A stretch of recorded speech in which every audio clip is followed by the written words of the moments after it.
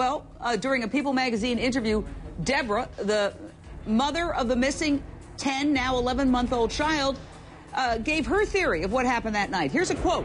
"What I think is that someone was watching us, and they saw Jeremy's van was not there, and that it just happened to be that night the window was open." So the question is, does this family have any proof at all of a stalker? Well, I want to go back to Detective Kevin Bain, Kansas City Police Coordinator for Crime Stoppers. I understand you've gotten hundreds and hundreds of tips. Tell us about it. Well, that's correct. When the abduction originally took place, we're basically the repository for that type of information, and to date, we've received over 400 tips to our hotline related to baby Lisa's disappearance. How do you tell if it's a good tip or a bad tip? Well, that's not really our job. We take in the information and we forward it on to the detectives that are actually on the ground working the case. They will prioritize that information. Well, who are the people who are calling? Who are the people who are calling? Just citizens? They just pick up the phone and they say, hey.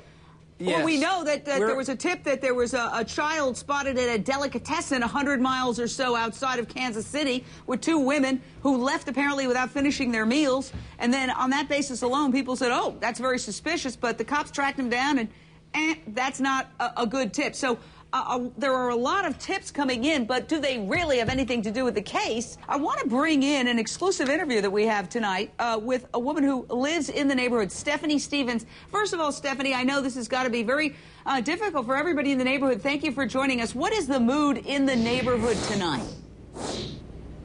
Mostly people are in shock that something like this would happen in this area because it's a relatively quiet area. And do you fear, maybe for your own children? We don't know what happened. We don't know who's responsible. So are people keeping their kids indoors?